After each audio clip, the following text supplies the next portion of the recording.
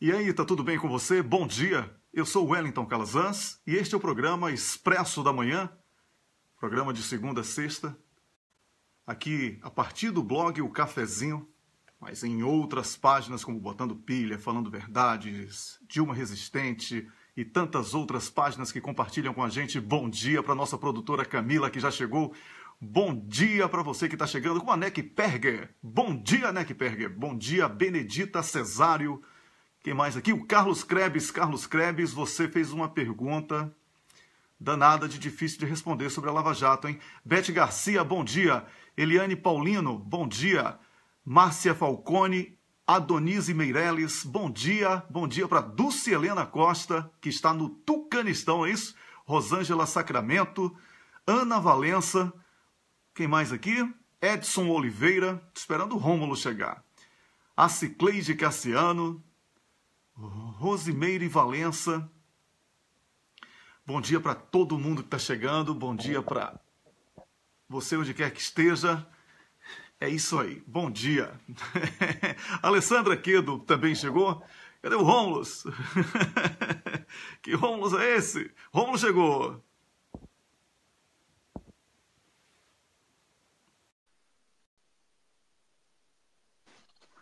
Tô aqui, Wellington. Bom dia. Bom dia, Rômulus. Como é que tá você? Tá tudo certo?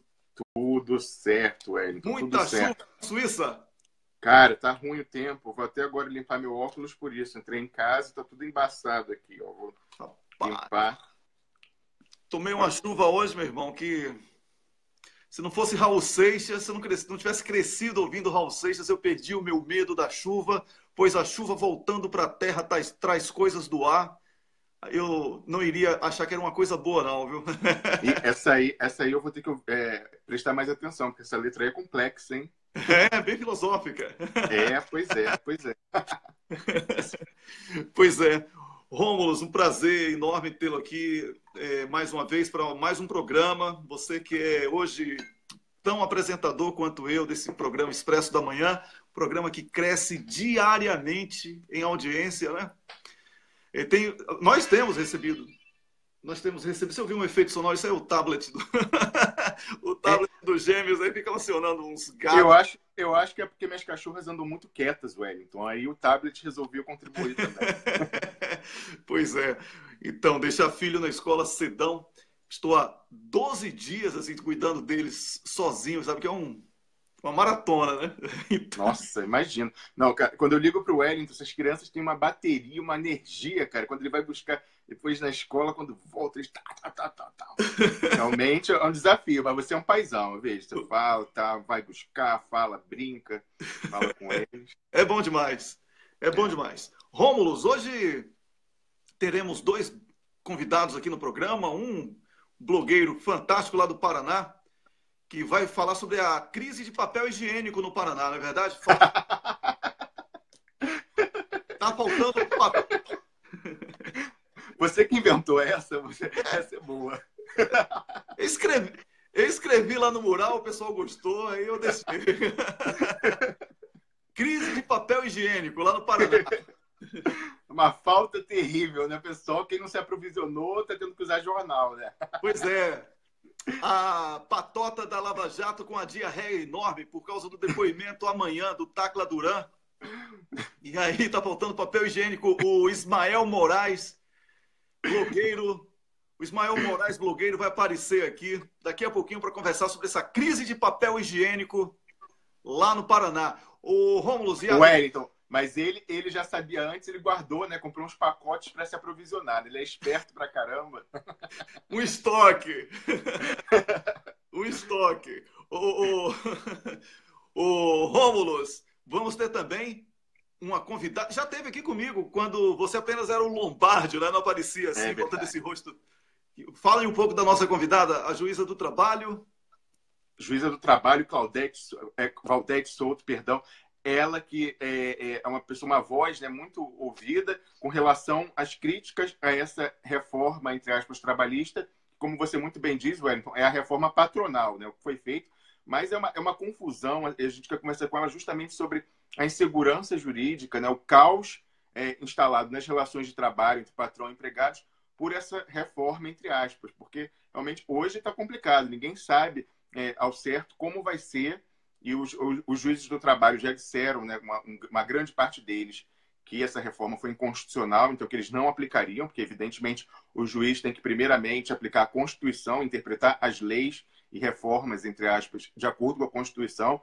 Então, realmente, hoje, em vez de facilitar, a coisa, né, complicou, porque agora está caótico e ninguém sabe como vai ser. Já está em vigor, em tese, mas ninguém sabe no que isso vai dar, Wellington. Pois é. Daqui a pouquinho vamos ter então esses dois convidados. Agora eu quero falar rapidinho, que eu estava hoje cedo acompanhando aqui a movimentação whatsappiana e também do Twitter e do Facebook. E muita gente aí falando que Moro negou novamente a Lula o depoimento de Tacla Duran. Olha, um bandido, por mais bandido que seja, não vai produzir provas contra ele mesmo. A questão aqui, aí eu mando aí o recado dos grupos que participamos, não precisa também citar todos, mas são grupos juristas fantásticos que estão em contato com a gente. A questão aqui é que a defesa de Lula não pode ser o ataque do PT. O ataque do PT tem que ser procurar outras, pelo menos para registrar historicamente, que procurou outras instâncias da justiça para provar que Moro está negando um depoimento que está diretamente relacionado a ele na venda de sentenças, na venda de delações premiadas. Quase a mesma coisa. É quase a mesma coisa. É na quadrilha da Lava Jato. Então o PT, outras instâncias da justiça. Opa, senhor Wilson, o PT não pode transformar a defesa de doutor Zanin, doutora Valesca, dos advogados de defesa de Lula, no seu ataque. O PT tem que partir para cima. A defesa de Lula é uma coisa. Agora, se Moro é fora da lei, aí você, meu irmão, é invadir Damus, Paulo Pimenta, Gleisi Hoffmann, tem que partir para cima. Tem que partir para cima. Porque senão, Moro vai... Quer o quê? Que Moro aceite que Tacla Duran vá lá dizer que o compadre dele, sócio da mulher, recebia por fora, com lavagem de dinheiro sujo no exterior, para pagar propina? Claro que ele não vai querer. Vocês têm que se mobilizar. Aciona advogados fora do país. Aciona a justiça no Brasil. Entendeu? É assim que se trabalha. A melhor defesa é o ataque. Nunca esqueça disso. Isso é clássico. Não é coisa só do futebol, não. Isso é para tudo, vale para tudo. Tá bom? Wellington, sim. Eu queria fazer um pequeno comentário sobre essa questão. Primeiramente, a gente vê essa questão ainda. Muitas pessoas que estão sendo perseguidas no judiciário do PT ainda prezam muito, acreditam muito no que a defesa técnica possa prevalecer. Como você falou, a defesa ela é importante não só pelo registro histórico, como você dizia, mas também para quando se subir para as instâncias superiores. Por quê? Aí eu vou explicar uma coisa técnica. Prova, ela só é produzida na primeira instância. Então, com o Moro está negando a produção de prova. Lógico, prova contra ele, como você muito bem disse. Então, a defesa do presidente Lula vai recorrer no segundo grau, pedir isso, e normalmente o tribunal determina que o juiz de primeiro grau produz a prova. Se ele recorrer e esse recurso for aceito, o juiz tem que produzir. O juiz de primeiro grau tem que produzir a prova. Mas preste atenção, como a gente sabe, o TRF2 lá em Porto Alegre está no esquema. Então, provavelmente vai indeferir o pedido do presidente Lula, como já indeferiu vários outros. Mas isso é importante, porque quando isso subir para o STJ e finalmente para o STF, nesses órgãos não há mais a produção de prova. Eles só discutem em matéria de direito, se a lei foi cumprida ou não. Entendeu? Então, não tem mais fato novo, é só se discute o direito.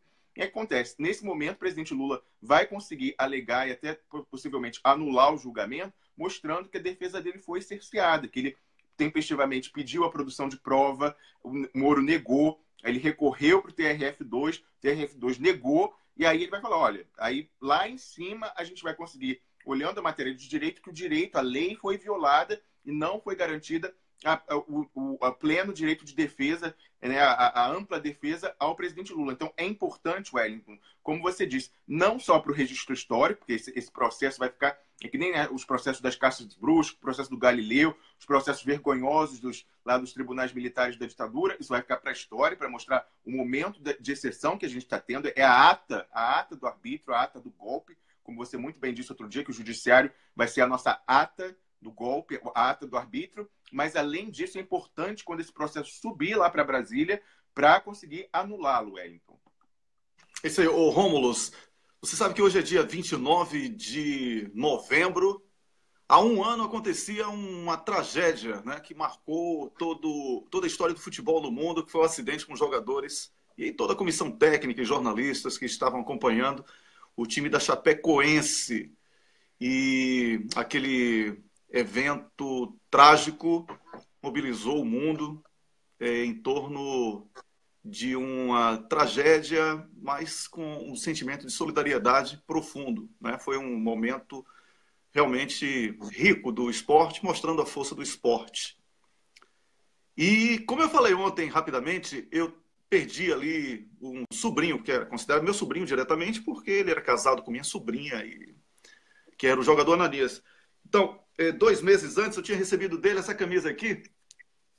Olha só. Da Chapecoense, que ele mandou para mim. 2 meses antes. E eu conversei... Essa assinatura, então essa assinatura é dele? Sim, autografado por ele, Ananias. Olha só. Eu tinha todas as camisas de todos os times que Ananias jogava. Sport de Recife, Cruzeiro, Palmeiras. E ele estava... Algumas horas antes do acidente, ele enviou um WhatsApp para a família, né, para o chat da família, para dizer que estava muito empolgado, porque era a primeira partida da final, né? A primeira partida de uma final de uma Copa Internacional que o Chapecoense nunca tinha participado de uma competição internacional, assim, uma final tão importante, que ela era sul-americana. Ele tinha feito o gol que classificou para a final, assim. Então, ele era um jogador muito dedicado, um pai espetacular, um esposo também maravilhoso, menino bom. Foi jovem, jovenzinho, criança para o Bahia, onde fui formado, nas divisões de base do Bahia. Nas férias, ele não treinava, ele não treinava assim como jogador profissional, mas ele mantinha a alimentação. O videogame não era um brinquedo para ele. Ele usava estratégias do videogame para tentar melhorar o desempenho dentro de campo. Ele era uma pessoa fantástica, assim, dedicado, profissional, totalmente focado na profissão, não tinha nenhum tipo de problema extra-campo, não bebia, não usava nenhum tipo de artifício para ser o atleta que era. E ele falava, eu gosto de treinar e me cuidar nas férias, porque quando chega a pré-temporada, a concorrência fica mais fácil. Então eu sou logo titular no começo, os jogadores dos outros times também estão cansados, então eu faço um bom desempenho e mantenho isso muito forte. Então ele tinha essa filosofia. E claro, eu falo dele pela proximidade, mas todo o time, todas as famílias, foi uma tragédia. E aqui a minha solidariedade a todos que, de uma forma direta ou indireta, estavam afetados por esta tragédia. É isso, Rômulo. Sabe quem é que está chamando aqui já no Wellington, só para concluir esse ponto, realmente foi uma tragédia terrível. Você sabe que ela teve ampla repercussão internacional. Ontem eu estava assistindo a televisão aqui e a TV francesa passou uma matéria sobre isso, falando de um ano dessa tragédia. Então, assim, realmente o mundo inteiro assistiu isso e se solidarizou, né, primeiramente com as famílias, evidentemente, quem fica, mas com a torcida também, todo mundo ali da região, quem era mais próximo dessas pessoas, Wellington. Pois é. Quem está aqui já em linha é o jornalista Ismael Moraes. Ele é paranaense. Ele vai começar... Bom dia, Ismael. Que barulho é esse aí? Parece que o mundo está desabando lá no Paraná. Quase. Ô, Ismael, bom dia. Tem uma cafeteira na tua frente. Não, mas tudo bem. Olha, o público só vai ouvir a beleza da sua voz, não vai poder ver, mas eu posso descrever você para o público. O Ismael Moraes, pense num artista bonito de Hollywood, é ele, pronto. Você disse que ele é dublê do Elvis Presley, não é? É o Elvis Presley, na boa fase, lembrava um pouco o Ismael. Ed Elvis, Ed Ismael, assim, tudo... Exatamente. Eu estou te falando que é na tua câmera que tem uma cafeteira na frente, não na minha. Cafeteira na frente? Não. Alguma coisa que está atrapalhando a... Não, é o tripé do... Aqui, agora você vai ver aqui. Tripé. É o tripé aqui. Agora você vai me ver aqui. Tá. Beleza, bom dia. Bom dia. Estou aqui atrás aqui para você. Bom dia. Ô, Ismael, antes da gente começar a falar sobre bobagens, não é? Porque a gente tem que falar coisas para relaxar também, eu vou falar sobre coisa séria, tá bom? Tá, perfeito. Vamos lá. Como é que você justifica aí essa crise de papel higiênico no Paraná por causa do depoimento amanhã do Tacla Duran? Rapaz, se fosse o Chaves, ele diria o seguinte: o povo está comendo bastante, por isso falta papel higiênico. Mas aqui mesmo são frouxos intestinais, que é normal, né? Numa disputa de poder que haja os frouxos intestinais. Né?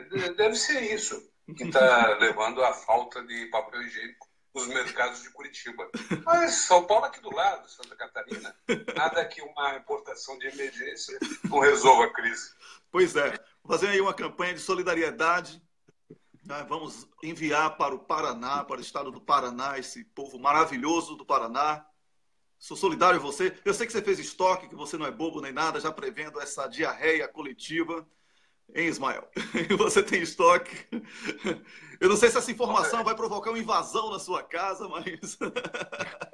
Não, vou fazer uma doação de emergência. Tá bom. Wellington, Sim. eu vou dar uma dica, né? Porque como eu sou cristão, eu vou dar uma dica para o pessoal lá que está com esse problema, sofrendo, nervoso, que é o seguinte: para não ficar todo ralado, né? Daquela coisa de vai e volta, usa lenço umedecido de bebê, que agride menos a pele. Quando está assim, né, desandado, é melhor.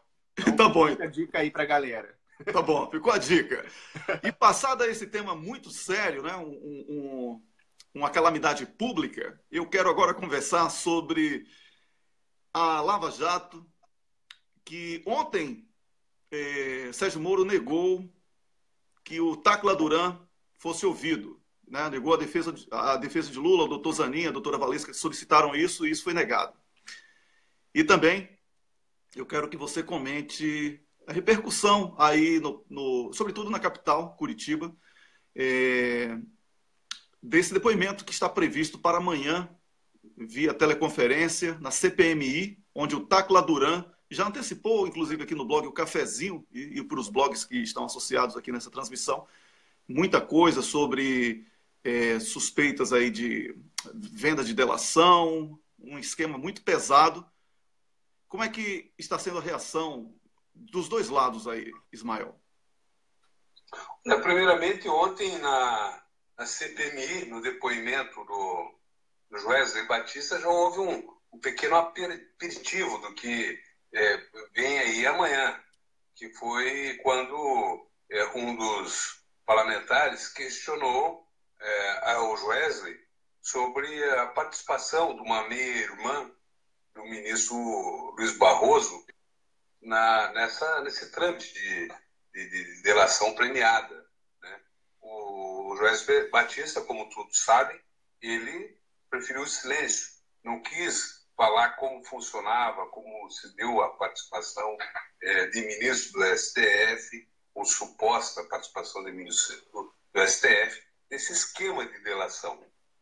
Mas é uma meia-irmã do ministro Luiz Barroso, que fez a delação, homologou e fez a delação do Nestor Severo e tantos outros aí envolvidos na Lava Jato.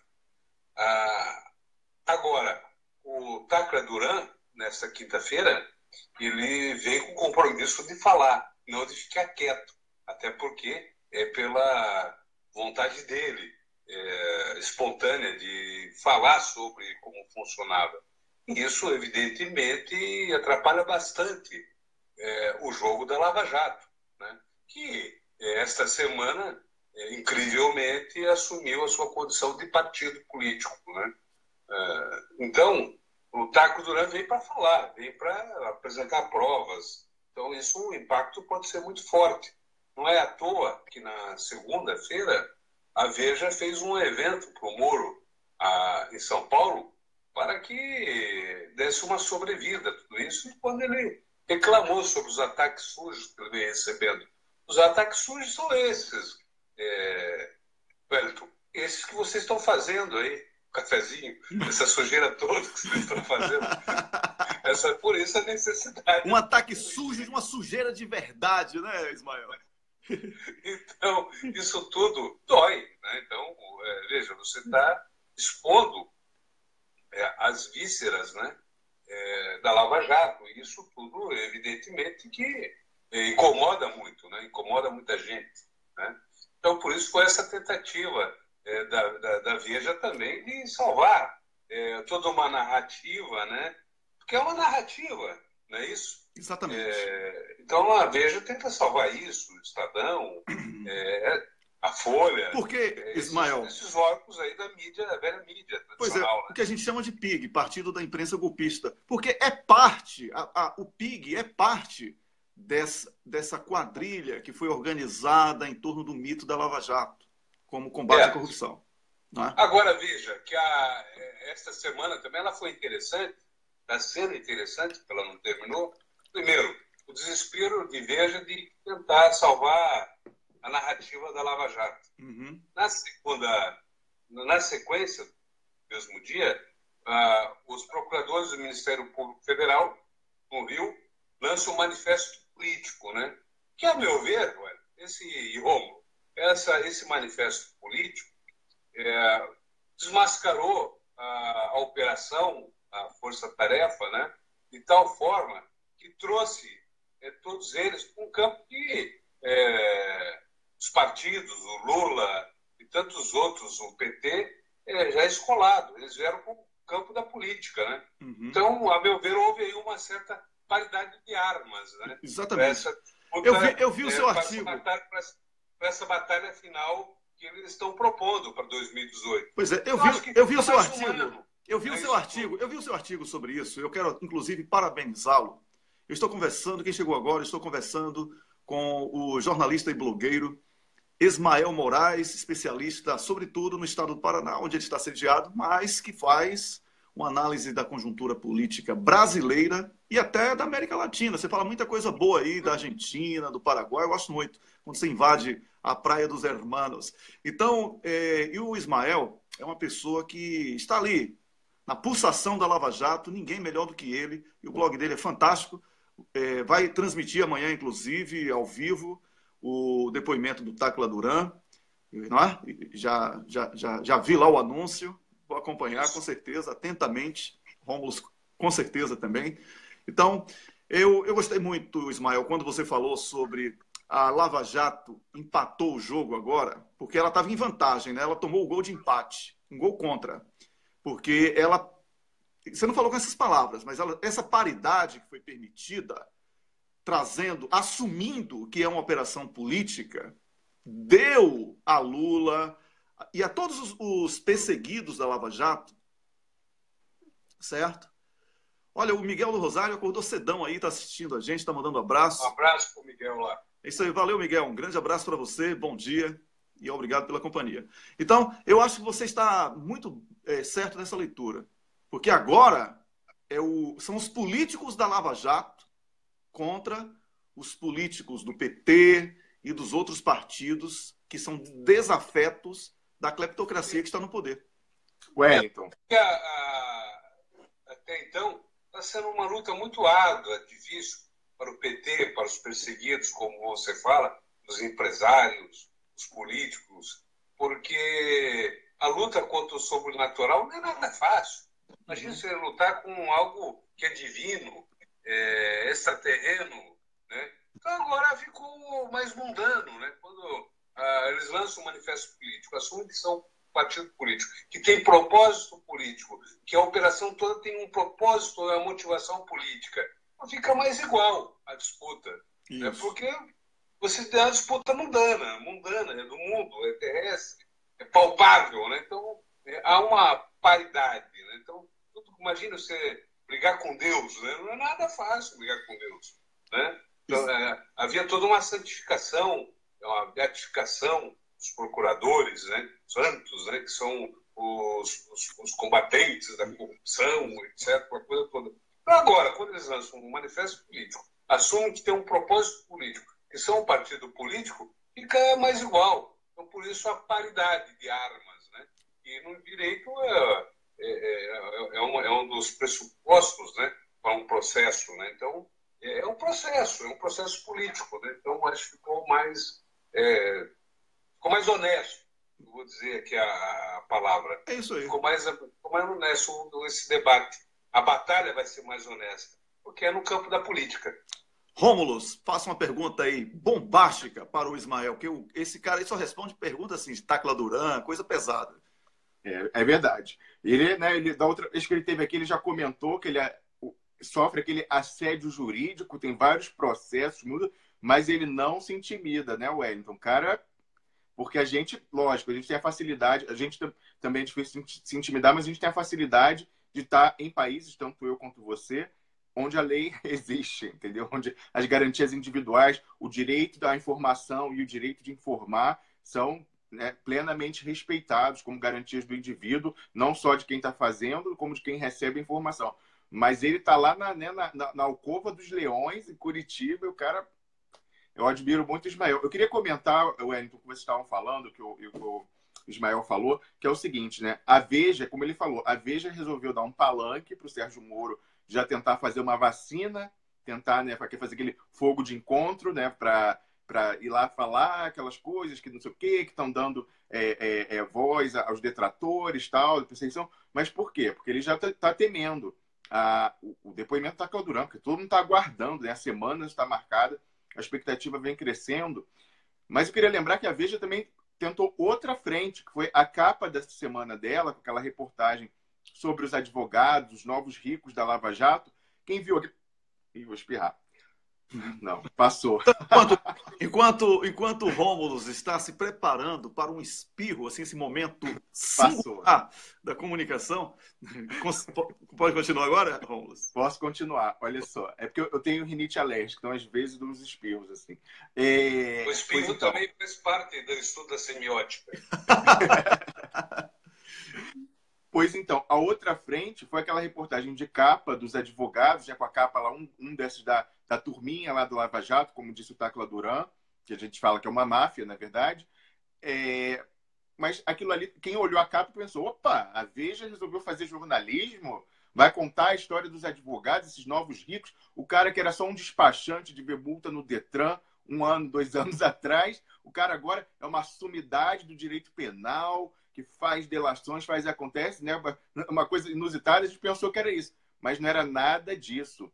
Mais uma vez, vacina. Por quê? Eles juntaram no mesmo pacote as sumidades do direito penal, os grandes criminalistas do Brasil, e eles dizendo... Então, o que eles tentaram esconder, né? Aquela coisa de camuflar, então botou como se eles tivessem... Imagina, essa gente que não fazia nada, que era advogado... O Luiz Nassif fez um artigo sobre isso, tá muito bom lá no blog dele, depois vocês vejam, criticando essa matéria da Veja. Então, eles tentaram camuflar, colocando no mesmo pé e colocando eles como pessoas espertas que perceberam, antes de todo mundo, que delação era um novo negócio, então, que se especializaram. Se especializaram nada, eles não sabem nada, eles são especialistas em tráfico de influência, em vender, nesse aproveitar das relações que eles têm, ao que parece, não só pessoais, mas também financeiras, com o pessoal lá da Força Tarefa, para conseguir vender para o cliente. E eu conversava ontem, Wellington, já passo para você, eu conversava com aquele nosso amigo lá da indústria do petróleo, ele falou, e os caras são fominhas, né? Porque normalmente, ele falou, esquemas desse tipo de triangulação existem na administração brasileira. Tem isso na Receita Federal, né?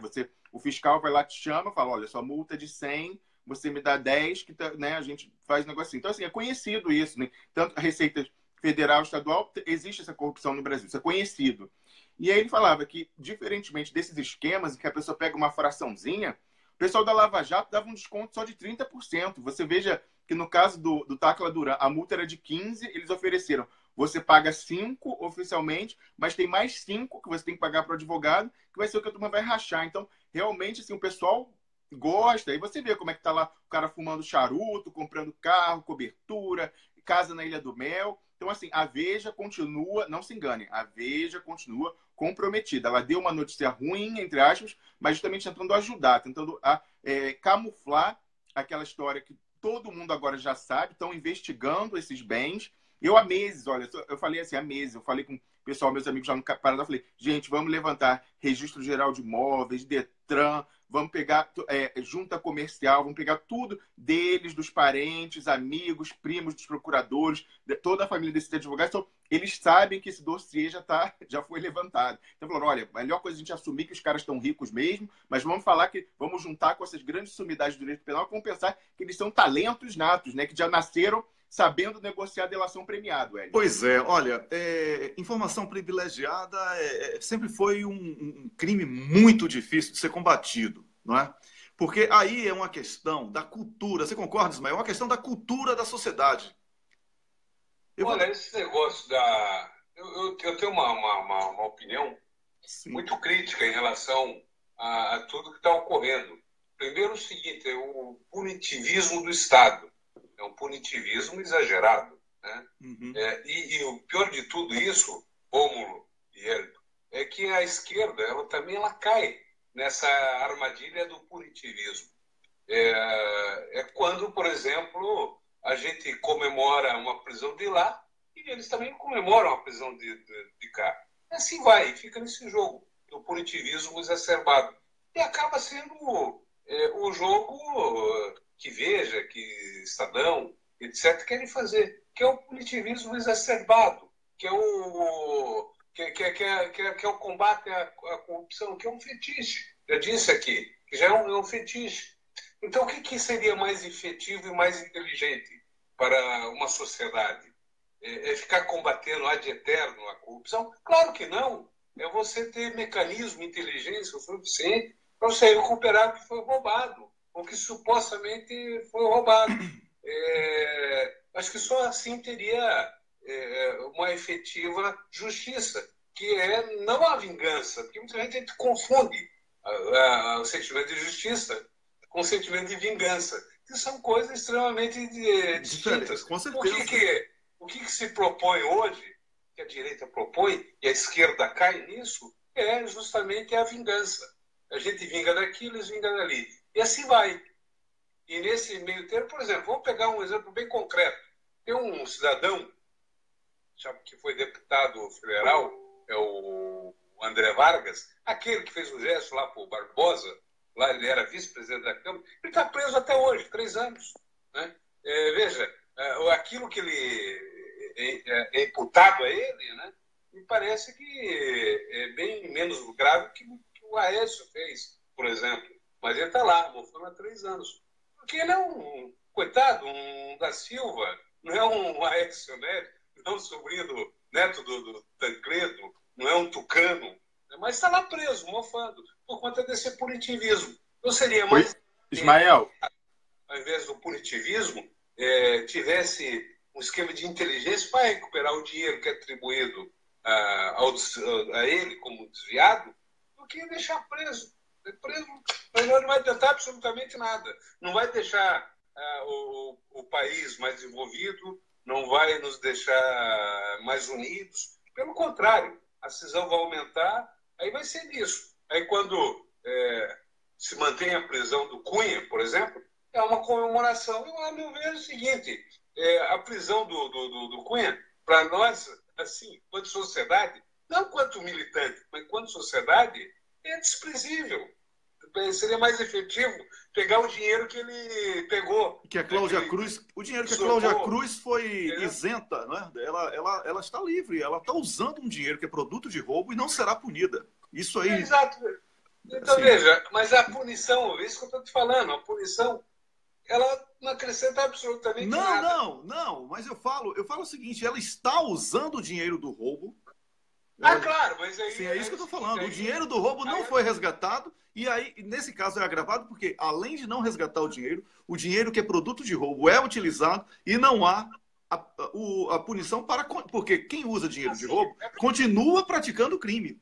Agora, veja, a justiça, ela tem um valor de classe, né? Então, a classe, né? A quem ela pertence, a quem ela atende, né? A soltura, a não punição também, nesse caso, não entendi a tua pergunta, do Aécio e tantos outros aí, a própria Cláudia Cruz, um exemplo completo de que a justiça ela tem lado, que ela é partidarizada, que ela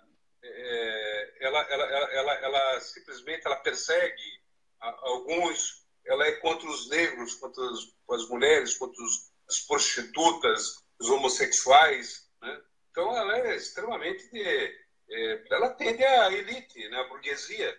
Então, para mim não tem nenhuma surpresa em relação a isso. Agora, o combate à corrupção é um fetiche. Nenhuma sociedade moderna, nenhuma sociedade no mundo se desenvolveu combatendo corrupção. Nenhuma. Se você souber uma, me avisa. Pois é, uma coisa, Rômulo, eu vou passar para você depois para a gente concluir, porque daqui a pouquinho temos que colocar a próxima convidada também. E o Ismael tem aí 24 horas para resolver aí as coisas dele, né? Tem que soltar as bombas dele lá. As bombas paranaenses. Eu só queria falar o seguinte, só para colocar um ponto de reflexão nisso tudo que está sendo dito aqui. Eu vou escrever, e eu vou pedir inclusive sua ajuda, eu acho que vai ser um artigo escrito por mim e por você, Rômulo, porque tem muita questão jurídica. Batman e Robin? Não, porque o Rômulo é advogado, então fica mais fácil ele... Não, o pessoal chama vocês de Batman e Robin nas redes sociais. Ah, é? Isso, Não venha querendo. Você é uma figura. Olha, mas é o seguinte, eu recebi um documento, que inclusive é público, da Provítimas, em defesa de Jair Bolsonaro. Jair Bolsonaro como vítima de uma perseguição. E aquilo me chamou a atenção e eu fui ler.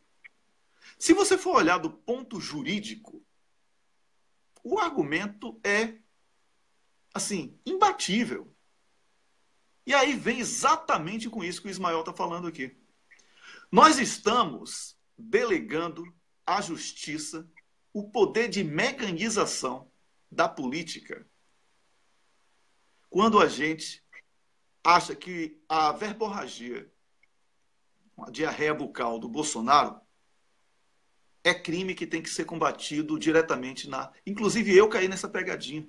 E aí eu faço meia culpa. Mas depois que eu li aqueles argumentos técnicos, jurídicos, eu vi que quem tem que tirar Bolsonaro do páreo é a sociedade na urna.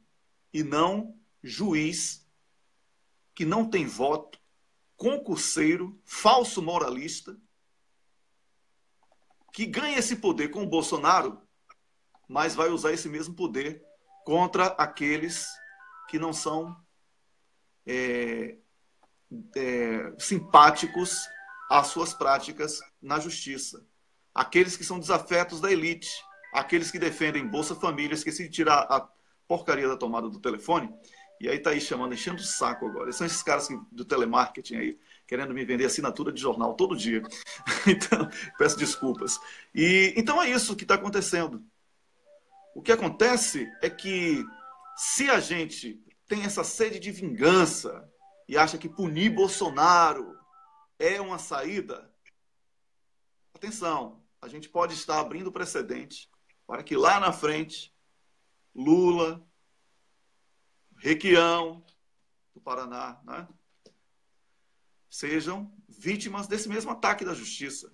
Blogueiros, você, cidadão comum. Tá?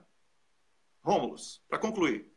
Para concluir, Wellington, eu queria primeiro falar, a gente discutiu muito esse ponto que você levanta na segunda-feira com o Rubens. Eu recomendo quem está vendo, para quiser ouvir uma discussão um pouco mais estendida sobre essa questão importantíssima dessa tentação da gente usar o judiciário para resolver nossos problemas políticos, Tá lá no programa de segunda-feira. Mas só para resumir a questão, o que você está falando, Wellington, está certo por princípio. Em princípio, o poder político ele não deve ser submetido ao judiciário, porque o judiciário é um órgão não eleito, ele não pode se sobrepor e tentar botar cabresto, tutelar a política. E é exatamente isso que eles querem. O projeto de longo prazo, não se enganem.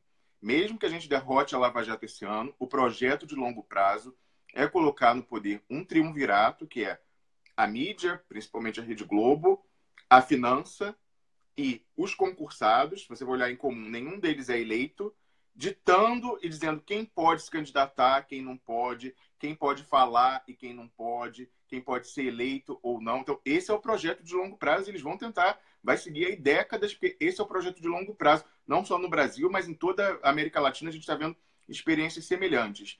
Mas que o alerta que você faz também, não só essa questão por princípio, que um poder não eleito não tem legitimidade para botar cabresto e tutelar a soberania popular, que é disso que se trata, no que eles controlam o político, eles controlam o voto, eles controlam os 206 milhões de brasileiros sem ter tido um único voto.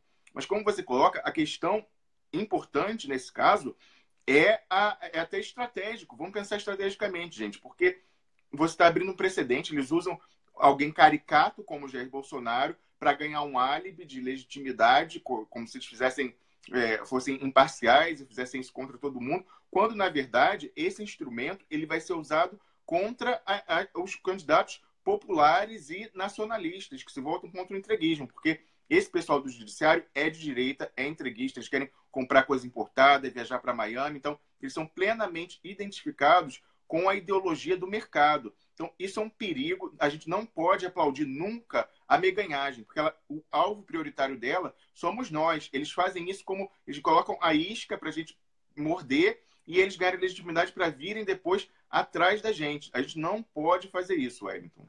Com certeza. Ismael, obrigado por ter vindo. Agora faça aí aquele desfecho, aquela chave de ouro. Só para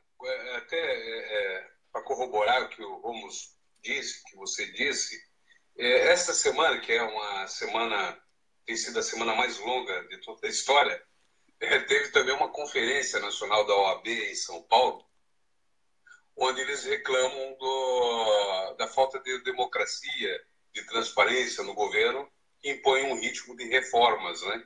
E fizeram tantas reclamações das conduções coercitivas, da invasão a escritórios de advogados, quebra de sigilo, crampo, da Lava Jato, aquela coisa toda, né? E me veio aquela questão aquele poema do Bertolt Brecht, né? Que primeiro vieram buscar os negros, eu não era negro, depois vieram os comunistas, não era comunista, né? E agora começaram a buscar os advogados, né? Exatamente. A capa da Veja foi um pouco isso. O ex-reitor de Santa Catarina, que se suicidou porque não resistiu à emulação, também é outro exemplo concreto disso, né? Então, eu acho que é um momento muito perigoso para a sociedade, enquanto nação, né? Então, por isso, esse punitivismo, é bom a gente ficar atento em relação a isso e a gente precisa dar uma resposta à altura. Esse depoimento do Tacla amanhã é importante, porque ajuda a elucidar isso, né? Ajuda a desmascarar um pouco do que tem sido essa Operação Lava Jato nesses últimos anos, né? Então, acho que é fundamental esse trabalho que vocês fazem aí, o cafezinho, né? Que eu faço aqui, enfim, que todos nós em rede temos procurado fazer. Então, eu agradeço a oportunidade mais uma vez, continuo à disposição de vocês. Um abraço a todos os espectadores, ouvintes, né? Os internautas, ao Rômulo, a você. Um abraço para todo mundo aí. O prazer é todo nosso, muito obrigado. Eu espero que possamos concluir aqui alguns testes que temos para poder colocar para o público a sua beleza de Elvis Presley nos próximos momentos em que você venha... Quem pede é o público. Um amigo meu dizia, Wellington, você não é feio, as mulheres é que são exigentes. Então deve ser isso. Bem-vindo. Um abraço e muito obrigado. E as portas estão abertas para você, Ismael. Idem. Abraço. Felicidades para você. Tudo de bom. Tchau, tchau. Eu conversei aqui com o jornalista e blogueiro Ismael Moraes, do Paraná. Figura maravilhosa, grande jornalista, que tem feito um trabalho fantástico em defesa da democracia e contra esse excesso, né, das autoridades. Wellington, para fechar, só um comentário brevíssimo na expectativa do Tacla Duran, que é o seguinte: uma novidade que está para amanhã e justifica todo esse nervosismo da Lava Jato é que ele vai apresentar, Wellington, o resultado daquela perícia no celular. Então não tem como dizer, ele fabricou essa conversa com o Zucoloto, aquele, né, que é o amigo pessoal do Moro. Ele não tem como falar isso, porque ele vai apresentar a perícia e a perícia vai trazer, falando tecnicamente, os metadados, não só o print que ele deu, mas também a informação de quando foi feito e que ele não tem fabricação. Então, vai ser a prova definitiva. A perícia amanhã, gente. Isso é uma bomba. É isso aí. Eu acho que eu já estou em linha aqui com a doutora Valdete. Bom dia, doutora Valdete. Bom dia, bom dia. Tudo bem? Como é que está? Tudo bem. Somos gratos pela sua presença mais uma vez aqui no programa, acordando cedo como sempre, para ampliar esse debate. Agora a gente falando sobre uma coisa já consolidada, né? A sua presença aqui foi anterior ao início da nova lei, que eu costumo chamar de lei patronal. Eu não chamo isso de lei trabalhista de jeito nenhum. Mas uma pergunta que eu fiz à senhora naquela oportunidade... a senhora me pediu para chamá-la de você. É porque eu tenho esse hábito brasileiro, né? Aqui na Suécia não existe a senhora, Vossa Excelência, todo mundo é você. Mas eu fico um pouco constrangido quando eu falo em português e chamar de você e tal. Mas tudo bem. Naquela oportunidade eu fiz uma pergunta sobre as consequências para o empresário que acredita estar levando vantagem. E ali houve um ensaio, até porque o tempo também já estava estourado, mas um ensaio na sua resposta sobre um possível caos institucional entre o empregador e o empregado, porque essa nova lei também tira uma série de obrigações do empregado. E isso dá uma certa insegurança jurídica para o empregador. Poderíamos começar aqui a nossa conversa.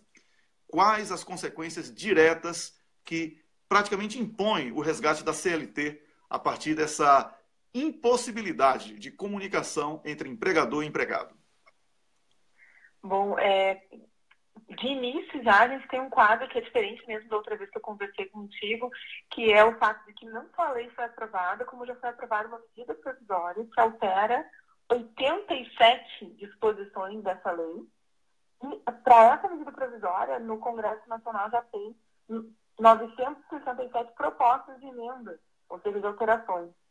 E isso vem ao encontro do que tu perguntaste, porque uma das coisas que essa medida provisória muda é a forma de contratação do intermitente e questões relativas ao que é e o que não é remuneração.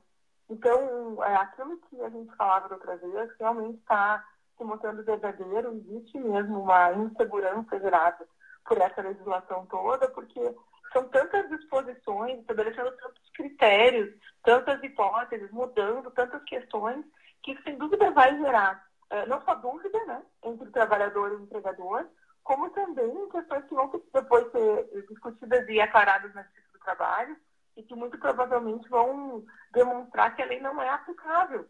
Que, para te dar um exemplo, a medida provisória muda o 457, acrescenta 23 parágrafos nesse artigo, que é o artigo que fala da remuneração.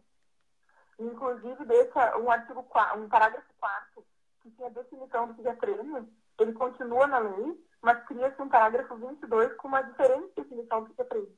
Quer dizer, imagina o problema que isso vai causar. Afinal de contas, aplica um, aplica o outro. Se o empregador quiser observar a lei, isso vai ter a chancela da Justiça do Trabalho. Se essa lei diz o contrário do que diz, por exemplo, a Constituição, quando conceitua a remuneração. Então, aquilo que nós falávamos, que é o objetivo final da lei, criar o caos nas relações de trabalho, criar dificuldades, inclusive no diálogo direto entre o trabalhador e o empregador, parece que realmente é o objetivo e está se concretizando. Mesmo com pouco tempo de lei vigente, já se vê, pelas notícias especialmente, né, que está realmente gerando confusão. Pois é, eu estou aqui conversando com a juíza do trabalho, doutora Valdete, que já está aqui pela segunda vez no nosso programa, trazendo para você informações muito importantes sobre essa lei que chamam de lei trabalhista, mas que está muito clara, que é uma lei patronal, onde, sobretudo, o trabalhador está sendo engolido, não é, pela falta de sustentação jurídica para poder ter uma vida estável até. Rômulo, você que é advogado, eu gostaria que você fizesse uma pergunta à doutora Valdete. Exatamente, eu vou fazer uma pergunta já nessa perspectiva um pouco mais jurídica, mas que é importantíssima. Ela falava do caos só no aspecto legislativo, né, de emenda, não emenda, MP, alterando, como ela disse, mais de 70 artigos, então ninguém sabe o Frankenstein que vai ficar no final aí. Mas eu queria lembrar o pronunciamento de vários juízes do trabalho, pessoas comprometidas com seu ofício, diferentemente de outros tipos de juízes, comprometidos com a lei, com a Constituição, em que eles vieram ao público dizer que da maneira que essa reforma patronal tinha sido aprovada, ela não poderia ser aplicada por um juiz que atentasse para direitos constitucionais, porque do jeito que estava, ela praticamente impedia, por exemplo, entre outras coisas, o trabalhador de recorrer à Justiça do Trabalho. Então, que eles fariam uma interpretação conforme a Constituição, respeitando as garantias constitucionais, para usar essa prerrogativa do juiz, que é não aplicar a lei, um dispositivo, quando ele é inconstitucional, ou interpretá-lo conforme, de acordo com a Constituição. Então, isso é mais um elemento de insegurança, e eu queria perguntar para a juíza Valdete como que ela vê esse momento, se já agora que já está em vigor, se já há um ensaio, já há uma discussão dentro ali da comunidade dos juízes, das organizações, de realmente, de repente, uniformizar o entendimento dos juízes para interpretar os artigos que são problemáticos dessa reforma patronal. Doutora, a senhora ouviu a pergunta? Ouvi. Assim, me parece, em primeiro lugar, que não existem só dispositivos inconstitucionais, como foi dito bem na fala do advogado, né? Sim, do Rômulo. O que nós temos é uma lei que tem, inclusive, uma origem formal inconstitucional, né? Ela não foi discutida com a sociedade, não passou pelo diálogo tripartite que a OIT exige para leis que alteram relações de trabalho, foi aprovada por um Congresso a portas fechadas, de uma maneira extremamente veloz, com a indicação, inclusive, no relatório do Senado, de que havia incompatibilidade com a Constituição, e mesmo assim o Senado aprovou o texto original. Houve promessa de vetos, os vetos não aconteceram. Agora, a medida provisória desconfigura, e é muito engraçado de ver, porque a medida provisória era mais ou menos uma combinação do Temer com o Congresso Nacional, de que as matérias inconstitucionais seriam reguladas, não votadas por medida provisória, mas não foi o que aconteceu. A medida provisória 808 acaba sendo uma resposta às críticas que foram feitas à lei. Então, tem várias questões ali que são uma tentativa de responder às incoerências apontadas pela crítica feita à lei, então logo a lei foi aprovada pelo Parlamento. Então, assim, a primeira questão que eu queria deixar claro é que me parece que não são dispositivos que estão sendo enfrentados, a própria lei. A lei precisa ser revogada, porque a lei é inconstitucional, no próprio modo como aprovada. Num segundo momento, se for para enfrentar os dispositivos, eu não tenho dúvida nenhuma de que a maioria absoluta deles é incompatível com a Constituição. Se a gente pegar, por exemplo, as regras processuais, nós vamos ver que praticamente todas as alterações feitas na CLT em relação ao processo tem como objetivo impedir que o trabalhador vá até a Justiça do Trabalho. Ou impede concretamente, como a regra que diz que se deixar arquivar uma demanda para entrar com uma segunda, precisa pagar as custas do processo arquivado, ou impede pelo temor que causa no trabalhador, que é aquele temor de ter que depois, lá no final, se não conseguir provar ao juiz as suas alegações, pagar honorários, por exemplo, para advogado da empresa ou para o perito. Então, isso é extremamente grave. Eu não tenho dúvida de que, se os juízes fizerem aquilo que eles prometem fazer quando assumem a condição de juiz, que é respeitar a Constituição, terão dificuldades, muitas dificuldades, para aplicar a 13467, especialmente com as alterações feitas pela medida 108. E terão dificuldades porque essa lei, do início ao fim, é contrária à literalidade de alguns artigos da Constituição, mas, sobretudo, ao projeto da Constituição. Então, é interessante que você começa dizendo que, para ti, essa é uma lei patronal e não trabalhista, porque a grande questão, o grande problema dessa lei é justamente esses apontos. Nós temos uma Constituição que diz, no artigo 7º, que existem direitos mínimos para os trabalhadores e que, além daqueles, deverão vir outros que visem a melhoria da condição social dessas pessoas, e temos agora uma legislação dentro da CLT que não promove melhoria, que destrói direitos, do início ao fim. Então, essa lei se coloca numa posição de contramão, de contrariedade ao projeto de sociedade que está ali previsto na Constituição. A Constituição tem um ideal. O ideal é construir relações de trabalho cada vez menos assimétricas, cada vez mais protegidas. E a lei faz o contrário. Ela desprotege, reduz salário, aumenta a jornada.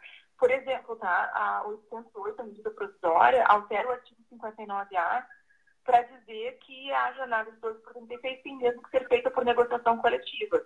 Isso é uma resposta às críticas que foram feitas à lei. Só que ela traz uma exceção. Ela diz, com exceção dos trabalhadores da área da saúde. Os trabalhadores da área da saúde podem realizar acordos individuais para trabalhar 12 horas seguidas, inclusive com supressão do intervalo.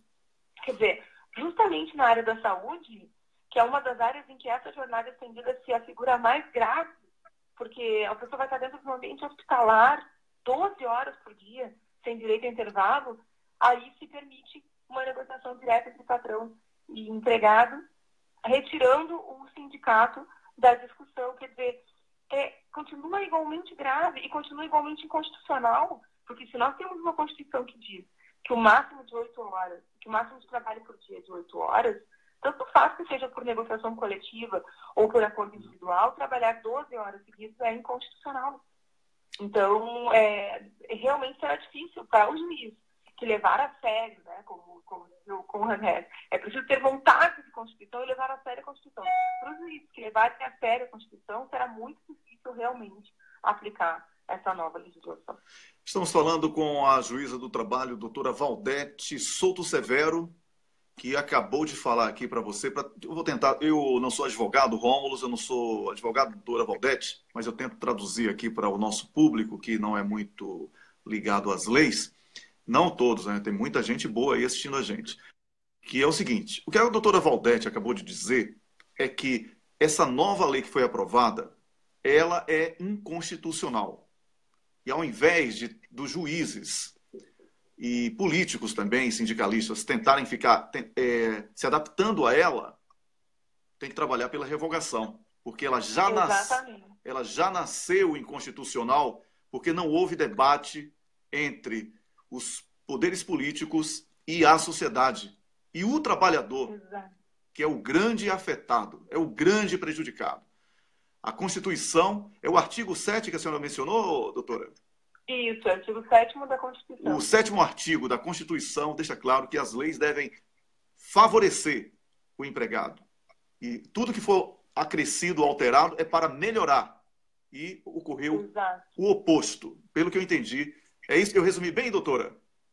Resumiu muito bem, exatamente isso. É importante lembrar que nós temos ano que vem um ano eleitoral, e aí temos que atentar para isso, porque é possível, com a mudança de governo, que se consiga a revogação dessas leis absurdas, um patamar de proteção mínima, porque nós já não temos proteção no Brasil. A verdade é essa, o trabalhador já não tem proteção no ambiente de trabalho, porque não tem proteção contra despedidas, mas pelo menos tinha, né, em seu favor, uma legislação endereçada a tentar protegê-lo o mínimo.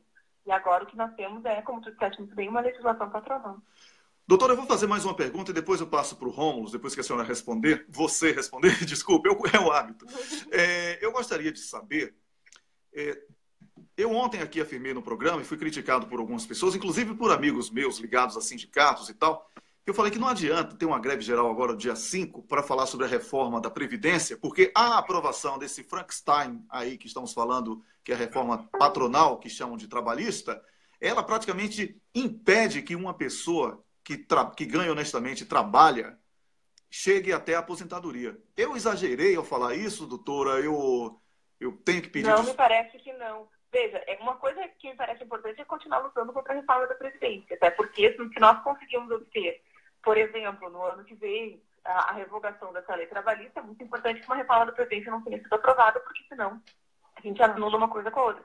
Mas isso é uma coisa. Outra coisa que me parece que tem absoluta razão. A legislação aprovada, essa lei 13.467, e a própria 13.429, que é uma lei que tenta ampliar a terceirização também, agora de 2017, elas retiram base de contribuição. Então, não tenho dúvida disso.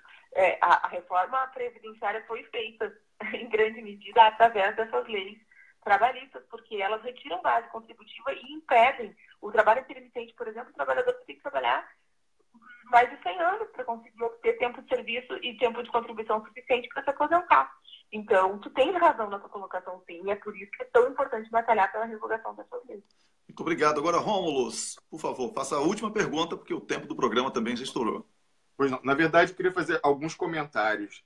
Essa questão que você falava, Wellington, da mobilização, que deu polêmica ontem, é o seguinte, eu acredito que realmente, como a gente dizia, do ponto de vista jurídico, a gente só vai resolver isso com o reconhecimento lá na frente, ou uma revogação, ou então o reconhecimento de que essa legislação era inconstitucional, a depender aí do STF, de repente, ou mas também dependendo do poder político, de quem a gente vai colocar no poder, no executivo e no legislativo, a manifestação que a cidadania brasileira, que os 206 milhões, um pouco menor, o colégio eleitoral brasileiro vai fazer na eleição, vai fortalecer essa interpretação de que essas leis são inconstitucionais e a gente vai resolver isso lá na frente. Mas eu acredito que o pensamento dos sindicalistas em organizando essa questão da reforma da Previdência, ele é estratégico, não considerando muito esse aspecto jurídico, eu acho que, eu imagino, não conversei com eles, mas eu imagino que se baseie em dois aspectos. Primeiro, isso atrai para a resistência ao golpe a classe média e os servidores públicos. São categorias importantes que você veja aí que apoiaram lá atrás o golpe e agora estão vendo que eles também estão sendo vítimas, são alvos. Eles achavam que só o pobre ia pagar o pato e agora quem está pagando o pato são eles. Inclusive, como a juíza Valdete falava agora, os médicos. Os médicos eram uma das classes que mais... lembra aqueles com nariz de palhaço, jaleco, fazendo tudo, protestando contra a Dilma. Eles foram uma das categorias que mais se ferrou nessa reforma trabalhista. Então, eu acredito que, como eles estão sabendo disso, é um momento, como agora está em tramitação no Congresso, é um chamado para engajar classe média e servidores públicos. Mas também eu acredito que seja também um pensamento estratégico, porque, como as pessoas vêm dizendo, pela proximidade do ano eleitoral, que é a última grande reforma antes da eleição, e a reforma, como eles querem, não vai passar no Congresso. Então, eles querem realmente fortalecer o respaldo social para cristalizar esses apoios como uma frente de combate a toda a perda de direitos que foi no golpe. Então, o momento da tramitação no Congresso é da reforma da Previdência, que a gente sabe que não vai resolver, porque, como a gente estava discutindo aqui, a reforma trabalhista já faz, em grande medida, uma reforma da Previdência, mas é a maneira de fortalecer a resistência geral ao golpe pelo calendário de votação no Congresso e pelo calendário eleitoral, Wellington. E só para concluir, eu queria dizer o seguinte, na teoria constitucional, os constitucionalistas discutem muito o fato da Constituição brasileira ser muito detalhada, ser longa e trazer normas, artigos nela que a gente fala que são formalmente constitucionais, porque estão na Constituição, mas não são materialmente constitucional, porque eles falam de matérias que não deveriam, pela natureza, estar na Constituição. Então, por exemplo, tem um artigo na Constituição que fala do Colégio Pedro II, no Rio de Janeiro, falando que o Colégio Pedro II deverá ser sempre federal. Isso é um exemplo que se usa, mas há outros também. Há artigo falando da Polícia Rodoviária Federal. Normalmente são artigos... Então, sempre houve essa crítica de que a Constituição brasileira é muito extensa e traz artigos que não deveriam estar lá. Mas a gente vê aqui a importância, como a José Valdete falava, se não tivesse esse artigo 7º, não haveria base para agora esses magistrados se insurgirem contra a aplicação dessa lei. Então, por mais que seja defeituoso, o defeito não é da Constituição, o defeito é do Brasil. A gente precisou botar tudo lá na Constituição escritinho, que nem o cacique Juruna que gravava, né? O que as pessoas falavam que ele falava como em branco mente. Então, a gente também precisou escrever tudo detalhado da Constituição, porque já sabia que se deixasse só o falado combinado, depois o pessoal ia vir e ia ferrar a gente. Então, é importante a gente ver como a Constituição, o que restou dela, ainda é importante. E para fechar, só uma sugestão à juíza Valdete, que é o seguinte, de repente, né, como ela é uma pessoa muito ouvida na comunidade, até fora, muita gente segue ela nas redes sociais, tentar organizar na comunidade dos juízes, pessoas que têm esse posicionamento, de fazer um pronunciamento institucional, de repente, no âmbito da ANAMATRA, que é a Associação dos Juízes do Trabalho, de tentar uniformizar a interpretação desses artigos. Então, para fortalecer e não ficar o juiz individualmente, em cada caso, fazendo uma aplicação conforme da Constituição, tentar fazer um documento, como se fosse uma orientação, para dar um caráter mais institucional, falando, artigo por artigo, falando, olha, aqui isso é contra a Constituição, tal, até como subsídio aos juízes do trabalho que individualmente se insurgem e veem que o dever deles, enquanto juízes, é aplicar a Constituição. Então, fica aqui essa sugestão. Doutora, ouviu a sugestão do Rômulus? Ouvi. Inclusive, vou dizer para o Rômulo, nós tivemos um encontro A Ana Matra fez a segunda jornada de direito material e processual, de onde foram retirados vários anunciados, inclusive alguns deles estão, digamos, refletidos de algum modo nessa medida 808, mas não contemplados. Refletidos assim, a medida tenta dar uma espécie de resposta.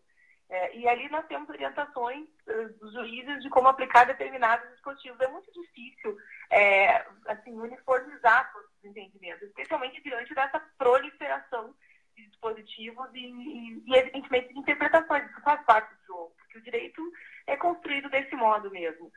Mas me parece que, antes de tudo, o que é importante é o caráter simbólico dessa lei, muito mais do que os dispositivos que ela traz, e por isso, para além de uma interpretação de como não aplicar cada um dos dispositivos, que, né, são coisas que, sim, a magistratura tem preocupação, embora a magistratura não tenha uma visão uniforme sobre essa lei, mais importante de tudo é realmente tentar revogá-la e impedir, como foi dito bem pelo Rômulo, que outros avanços sejam feitos, como a reforma da Previdência. O momento é de completa exceção, a gente precisa se dar conta disso. E existe um projeto de desmanche que não se esgota nessas leis que já foram aprovadas, que passa tanto pela reforma da Previdência, quanto, inclusive, pela ideia de extinção da própria Justiça do Trabalho, né? O que já tem sido dito por alguns representantes, digamos, desse poder reformador que nós estamos enfrentando. E por isso que é importante, sim, tanto o enfrentamento jurídico nos processos, mas, sobretudo, a denúncia política desse momento que a gente está vivendo e um posicionamento claro acerca desse momento para poder tentar revertê-lo na medida do possível, ou pelo menos conter, né, o que ainda vem por aí. Doutora Valdete Souto Severo, muito obrigado por ter vindo mais uma vez. Eu agradeço a oportunidade. Olha, as portas do programa estão abertas para a senhora, para você. Muito obrigada. Espero, então, que se repita momentos como esse, porque essa é uma denúncia importante e esse é um debate que precisa realmente ser feito e chegar ao maior número de pessoas possível, né? Então, outros convites serão feitos com certeza, tá bom? Tá bem, um abração. Um grande abraço, obrigado pela participação. Eu conversei aqui com a doutora Valdete Souto Severo, juíza do trabalho, que falou sobre a gravidade da aprovação de uma lei que é inconstitucional, né? Rômulus, resumindo o que o Ismael falou no início do programa, o que eu falei, o que você falou, só o referendo revogatório salva. Tá tudo errado aí. Tudo, a partir de Temer, é crime.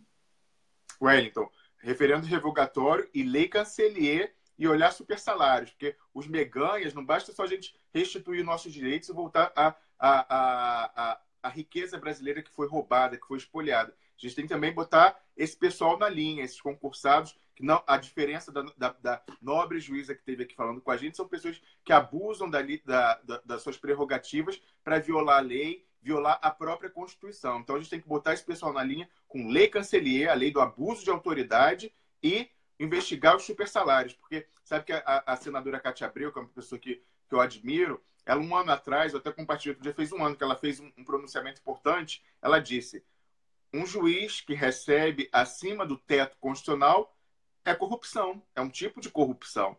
Então, a gente tem que olhar isso. Toda essa farra das diárias, dos penduricalhos, tudo isso. Os penduricalhos que estão só baseados numa decisão liminar que o Fux deu há anos, quase 3 anos já, eles estão ganhando Ministério Público e Judiciário amparados tão somente por uma decisão liminar do Fux, que é uma pessoa, para dizer o mínimo, controversa, a trajetória dele é controversa. Então, está amparado nisso e a gente tem que disciplinar isso e ir para cima deles, com CPI investigando supersalário, passando legislação, com a senadora Cátia Abreu sempre tem iniciativa nesse campo, e também lei Cancelier, Wellington. E para fechar, para reconstruir o Brasil, como se diz, para a reconstrução nacional, é o referendo revogatório.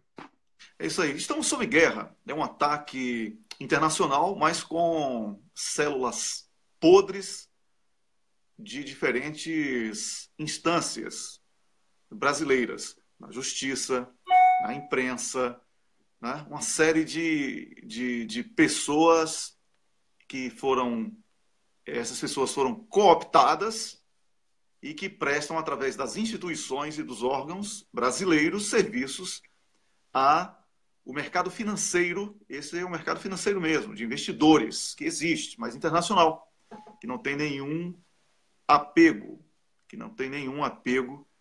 às questões legais, que não tem nenhum apego ao senso de nacionalismo, nacionalismo sem xenofobia, um nacionalismo sadio, né? E por isso a gente tem aí, Rômulo, porque a gente, para concluir aqui, a gente tem que seguir aqui o roteiro que foi traçado aqui pela Camila, que nós dois vamos falar sobre a conjuntura política e a corrida eleitoral como um divisor de águas na história do país. É isso. Porque eu tenho dito no meu Facebook, o fechado ali, só para o laboratório, como eu chamo, né? O fechado só para amigos e contatos assim já antigos, é que nós vamos ter mais do que uma eleição em 2018, nós vamos ter um divisor de águas. A partir dos deputados, senadores e do presidente que venha a ser eleito, nós vamos saber se o Brasil vai ser um país independente ou se vai ser uma colônia dos Estados Unidos e da União Europeia. Se o Brasil vai ter justiça do trabalho ou se a volta da escravatura será consumada, porque não pensem que é exagero. Essa lei que a doutora Valdete acabou de explicar aqui para vocês, ela é a revogação da Lei Áurea. Não pensem que é a revogação da CLT. É a revogação da Lei Áurea.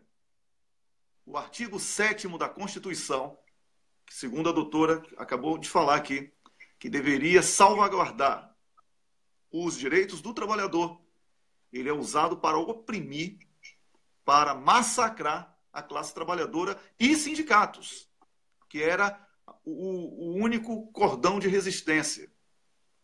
Enquanto eles têm cabos de aço, nós tínhamos um cordão de resistência. Sindicato. E eles estão querendo quebrar esse cordão.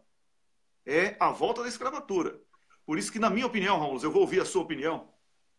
Certo? Eu vou ouvir a sua opinião. Mais do que eleição, nós vamos ter a necessária reforma política aprovada nas urnas. Nós vamos ter o referendo revogatório, reforma do judiciário, democratização da comunicação social. É isso que está em jogo. Não vai ser aborto, não vai ser aquela coisa moralista, se o casamento gay, isso e aquilo. Sabe por quê? Porque sem grana no bolso, nada está resolvido. Sem direitos assegurados, nada está resolvido. E sem o direito ao voto, porque a intromissão da justiça na política é isso, é tirar o seu poder, o poder de voto. Aí tudo estará perdido. Rômulus, eu vou inclusive me ausentar fisicamente aqui, enquanto você vai dando a sua opinião, vai estar ouvindo, porque eu preciso pegar aqui rápido o alimentador, porque a bateria está no finalzinho, tá bom? Vai lá, Wellington. Vai lá. Vou conversar com as pessoas. Você falava, Wellington, de uma questão fundamental, você falava da cooptação de agentes quinta-colunas, traidores do Brasil, que fazem o jogo da finança internacional. E você falava que eles são capturados. Eu queria falar que a captura ela tem várias modalidades. Há a captura ideológica, como eu falei mais cedo no programa. Esses concursados, eles, por terem uma renda certa, garantida, né? Tem estabilidade, tem uma renda que quer a economia vá bem, quer a economia vá mal, como é pago pelo governo, pelo Estado, eles têm garantido o emprego e garantido o salário. Eles reproduzem o interesse do rentismo, que é o valor alto da moeda na comparação com o dólar, a inflação baixíssima. Então, assim, a identificação ideológica desses concursados tende a ser com o mercado financeiro, com os rentistas. Isso é importante para a gente entender. Eles sempre vão defender, em regra, claro que há exceções, mas em regra eles vão defender a ideologia do rentismo, a ideologia do 1%, porque eles ganham quando essas pessoas ganham também, eles têm o mesmo interesse. Mas fora isso, a gente tem uma captura cultural, com aqueles cursos que as pessoas vão fazer nos Estados Unidos. Eu, por exemplo, não tenho nada contra as pessoas estudarem fora. Eu estudei fora, fiz mestrado e doutorado fora do Brasil, mas essas pessoas elas não vão fazer mestrado, elas vão ser catequizadas. Elas vão lá, por exemplo, ontem a gente falava aqui do acordo Mercosul-União Europeia, é a minha área de especialização, minha especialização é em Direito Internacional Econômico, então eu ouvi toda a pregação lá, o credo, que o bom era o consenso de Washington, tem que liberalizar, mas a pessoa tem que ter crítica, ela não pode assimilar acriticamente o que ela recebe, ela tem que ver, peraí, isso é verdade? deixa eu ler aqui uma outra posição, será que é assim mesmo? Né? Então, assim, essas pessoas, muitas delas vão para fora, são catequizadas, elas compram pelo valor de face o sonho americano, que a gente sabe que não é assim. Hoje em dia, a pobreza nos Estados Unidos aumenta, a desigualdade social aumenta em níveis cavalares. Os Estados Unidos estão quase com o mesmo nível de desigualdade de países da América Latina, mas eles compram isso pelo... Né, eles acreditam na versão do que são os Estados Unidos da Disney. Né? Eles veem aquilo, desde lá da Pocahontas, tal, o Dallagnol, ele é desses. Né? Ele falava que a colonização americana foi virtuosa, porque eram pessoas... Então, assim, ele não leu, né, coitado? Ele deve ter visto o resuminho em desenho animado da Disney e acreditou. Então, as pessoas são catequizadas e voltam a isso. Mas o terceiro mecanismo de cooptação então, você costuma falar aqui, que é a chantagem, porque muitas dessas pessoas fizeram coisas complicadas antes. A inteligência americana tem o dossiê, sabe, o que esse pessoal fez no verão passado, e chantageia. Isso, olha, desde o primeiro grau, né, juízes de primeiro grau, subindo até o STF. Então, também tem essa cooptação pela via da chantagem, Wellington. Com certeza. Eu quero aqui cumprimentar o nosso telespectador muito leal aqui à audiência do programa, que é o Chico Zé, tá? E lembrar uma conversa boa que eu tive uma vez com o Chico Zé, que era exatamente sobre isso que eu ia falar, que existem empregados da Petrobras, do Banco do Brasil, da Caixa Econômica Federal, da Eletrobras, que aplicam na Bolsa de Valores. Então, isso aí é alienação, minha gente. Isso é burrice. Porque você ganha ali, leva uma vantagenzinha em um dado momento de um investimento, mas você perde a principal fonte, que é o seu emprego, que é o que paga seu salário, que é o que lhe dá essa condição até de poder investir. Se você tivesse realmente essa vocação a ser uma pessoa de negócios, da economia, etc., deveria investir, geraria mais empregos, fortaleceria a sua empresa, o seu emprego e a própria economia. Mas existe aí a cultura da preguiça. É o cara comprar imóvel e querer viver de aluguel, é o cara investir na bolsa e achar que tá beleza. O pessoal que vive de Selic tá muito feliz. Para quem investir se eu vivo de Selic? Essa Bolsa Família Rica, como a gente já debateu aqui, não é verdade? Então, a classe média precisa entender que não é rica. É esse o problema. A classe média brasileira precisa entender que mergulhou numa farsa de que estava acima do padrão real que ela está.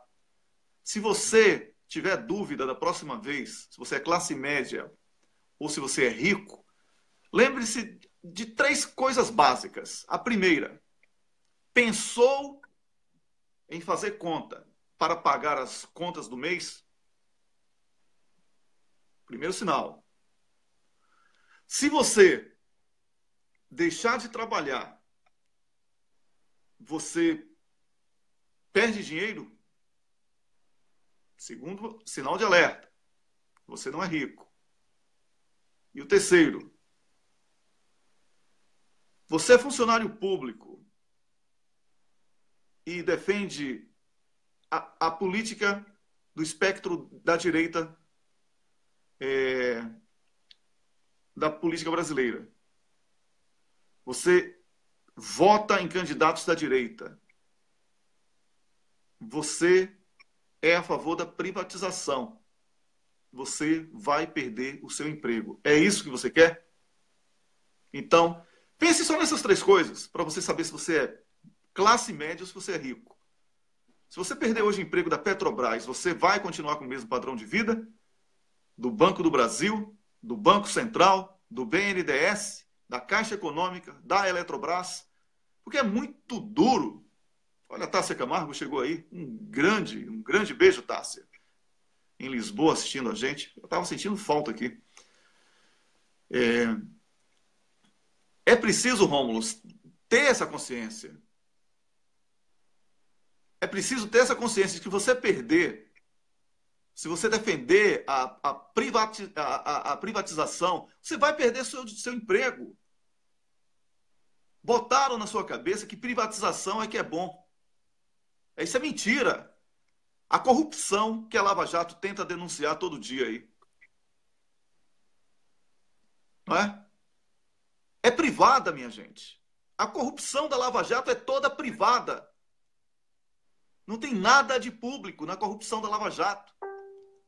Agora, esses bandidos da Lava Jato que vendem, que Tacla Duran amanhã vai confirmar o que eu estou falando aqui. Com prova. Com provas. Que vendem delações, não é? Eles trabalharam para os Estados Unidos da América. Para o mercado financeiro internacional. O Fundo de Investimento da Noruega.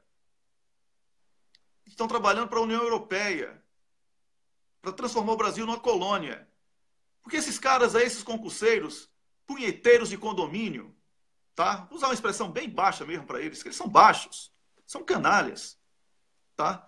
Era do prédio dele para a Disneylândia. Você vai esperar o quê da cabeça de cocô desses caras? Nada. Não tem compromisso com o Brasil. Menino amarelo, filhinho de papai, punheteiro que vai para Disneylândia. O sonho era apertar a mão do Mickey Mouse. Tá entendendo? São esses caras que cresceram, são esses imbecis que estão aí. Complexo de Batman, se vestindo de preto. Tá entendendo? São as coisas imbecis.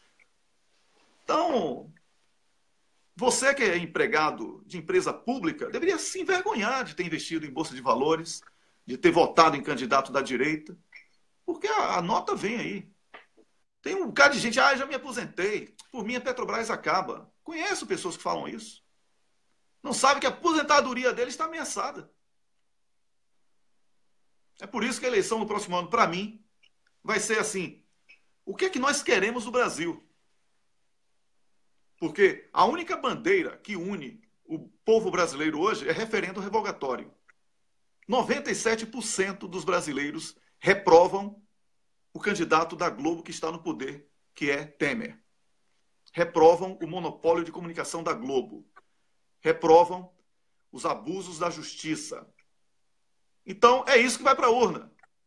Então, tem que escolher bem o deputado, escolher bem o senador, escolher bem o presidente e pedir a comprovação do seu voto. Papelzinho, um carbono, uma foto, que diabo seja. Mas prove que você votou em Tiririca, se você quer provar isso, se você tiver orgulho disso. Mas prove, porque senão seu voto vai ser roubado. Porque isso tem sido denunciado por especialistas aqui fora e dentro do Brasil também. Está armado um grande esquema nas urnas, porque o golpe fracassou. O golpe fracassou. Sem apoio popular, sem nenhuma proposta para o povo, isso não tem como se sustentar. A própria Rede Globo, que o Rômulo já denunciou isso aqui há mais de 2 meses, 3 meses, inclusive no blog dele antes, depois aqui no programa, ela está trocando, tirou um dos filhos de Roberto Marinho da presidência da empresa. Não é isso?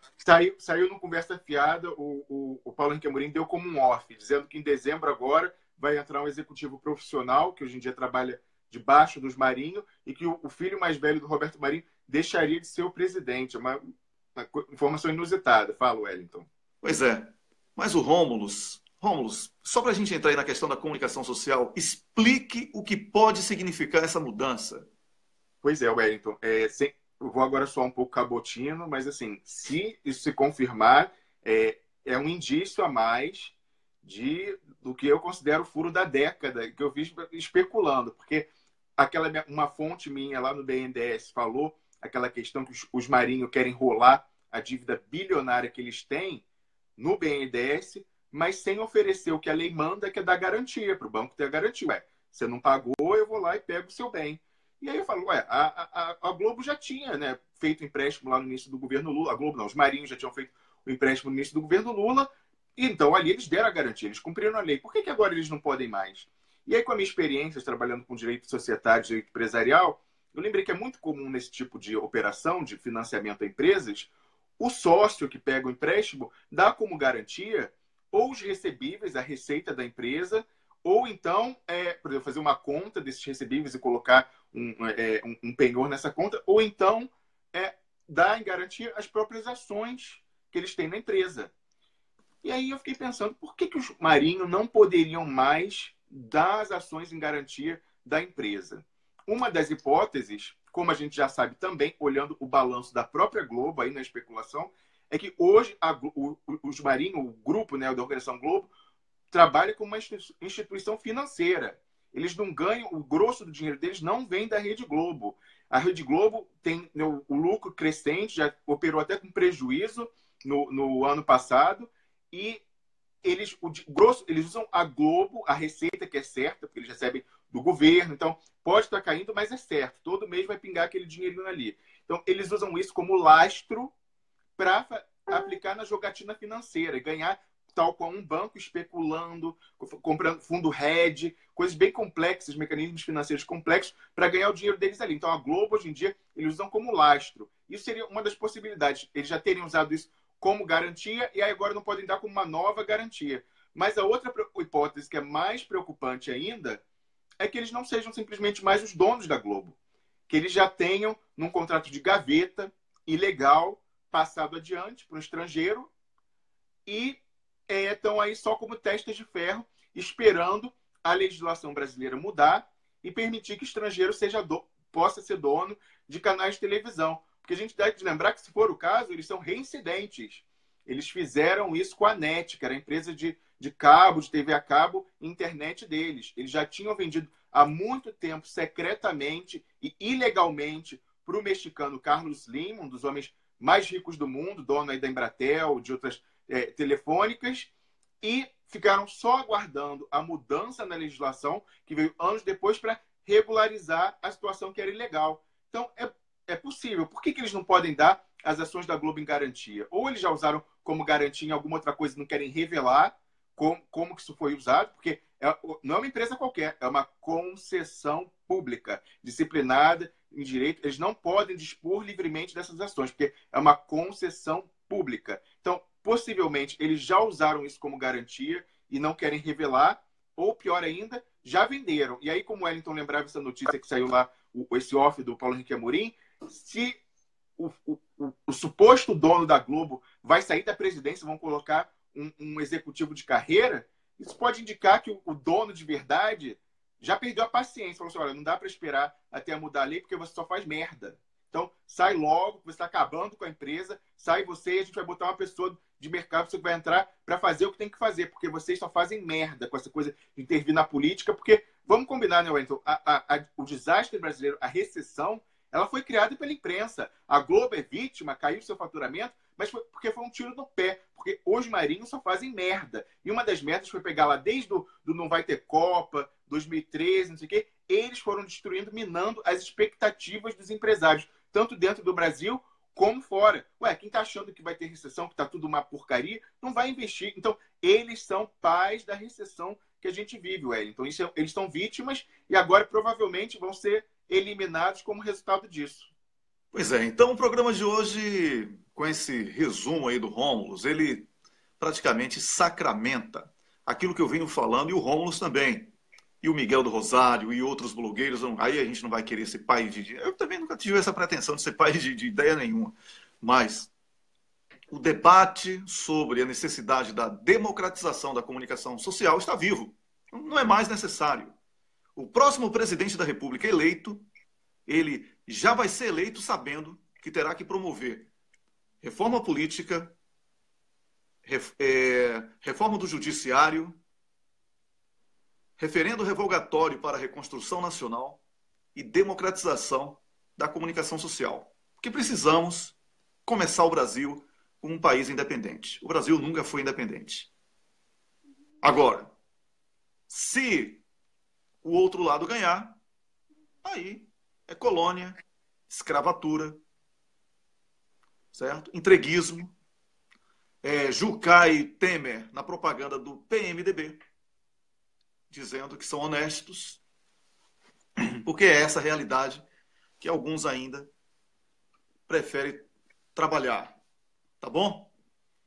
Eu quero mais uma vez dizer que eu sou solidário demais a todos, familiares, torcedores, amigos, amantes do esporte. Aqui é a camisa que eu ganhei do Ananias, meu sobrinho que faleceu no acidente da Chapecoense. 2 meses antes da morte.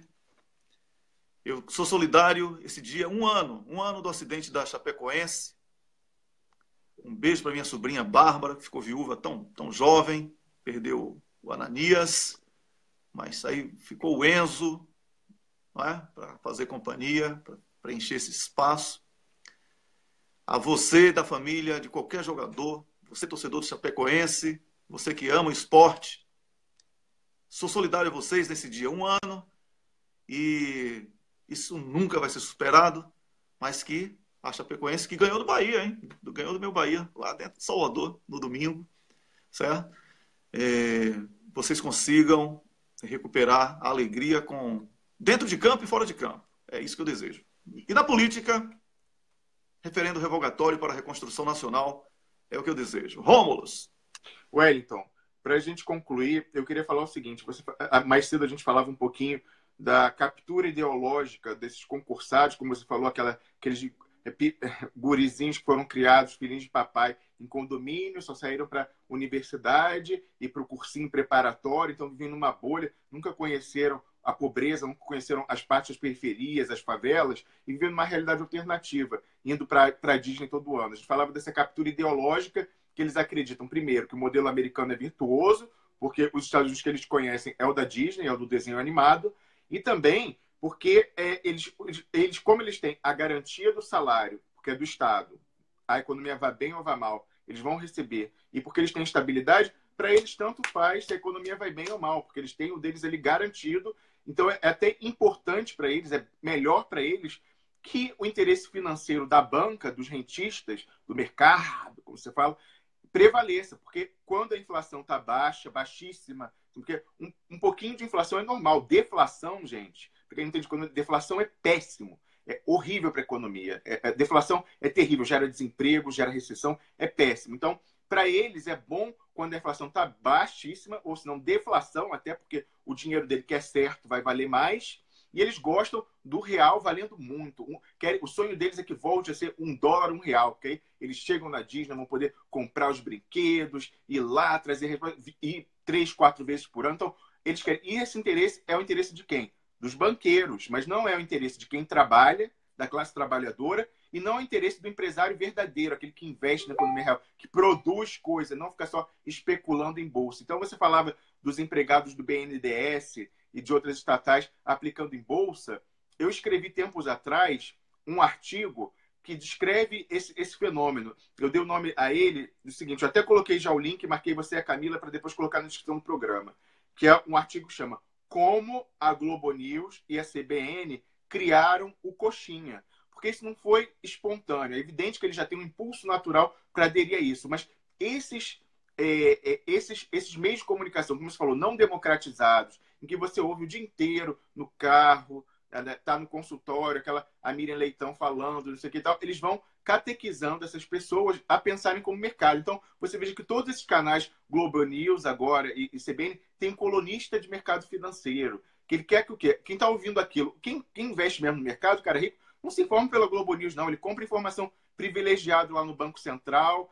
Agora, são os bobos da classe média que ouvem aquilo e pensam assim, agora eu sou um investidor, eu vou comprar ações. Aí ele ganha uma migalhinha, ele ganha um pouquinho, mas o que você vê da miopia e como a captura ideológica é perversa. Ele passa a defender para o ganho dele, marginal, pequenininho lá, que é da aplicação financeira, a lógica do mercado. Mas sem se dar conta que se a lógica do mercado for implementada, ele vai perder de onde vem o grosso da renda dele, que é o trabalho, ele vai perder o emprego. A gente está vendo agora o Brasil em recessão, as pessoas estão perdendo emprego. Então, ela vai ganhar mais nos juros mais um pouquinho na ação, porque a Bolsa subiu, e vai perder. O que ela ganha na Bolsa não vai substituir a fonte dela, que é o trabalho. Então, isso é um mecanismo perverso. E o que você faz aqui, Wellington, que a gente fala mais uma vez, que é a politização. Você está fazendo isso, está dando uma aula de política, fazendo isso, rebatendo essa captura ideológica. Então, isso é importante que essas pessoas entendam que ela pode deixar de ganhar lá no mercado dos juros, mas ela mantém o emprego dela. Quando a gente estava com Dilma aí, a gente chegou à mínima histórica, era 4%, índice de país de pleno emprego, que nem aqui na Suíça, aí na Suécia. Foi a única vez, e eles reclamavam. Mas a Dilma diminuiu os juros. Mas a inflação não sei o quê, a inflação, o tomate subiu. Mas você tinha o seu emprego, o seu salário era alto, a massa salarial era recorde, e o desemprego era mínimo. E agora? Você está melhor agora, que a inflação é baixíssima, os juros podem cair, porque a inflação está quase em deflação, chegou meses aí a ter deflação no Brasil. Você está melhor agora ou você estava melhor lá em 2014, quando o desemprego era 4%, quando a massa salarial era recorde? Então, é isso que a gente tem que combater, a gente está fazendo aqui essa politização para tentar quebrar esse círculo dessa captura ideológica do mercado pelas mãos da Rede Globo. Então, fica a dica, né, autopropaganda desse artigo, como a Globo News e a CBN criaram o Coxinha. Pois é, olha só quem pintou aqui. Quem é o cocô do dia, Rômulus? Olha, só como eu estou falando disso agora, eu vou dar para os irmãos Marinho e para a Globo, porque eles são os responsáveis pelo retrocesso que a gente teve na reforma trabalhista, eles são responsáveis pela meganhagem ter botado as asinhas de fora, que a gente falava no início do programa com o Ismael Moraes, e eles são responsáveis pela recessão que a gente está aí. Então, irmãos Marinho, se eles não forem mais donos da Globo, já foram tarde, Wellington. Tá bom. Rapaz, você leu meu pensamento. Irmãos Marinho, olha aqui. Irmãos Marinho, o que é que eu fazia no banheiro? Que eu me sinto feliz.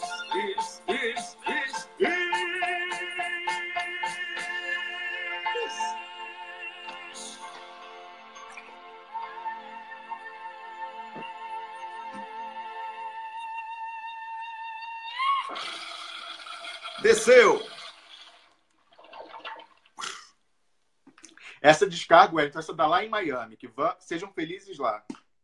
É isso. Descarga dada, programa excelente. O Ismael Moraes logo cedo explicou a crise de papel higiênico no Paraná. A turma da Lava Jato com a diarreia enorme, com medo do Tacla Duran, que chega amanhã via satélite, para desmascarar essa novela canalha criada como a salvadora da justiça, a salvadora que vai tirar o Brasil da corrupção, e são uns vendedores de delação.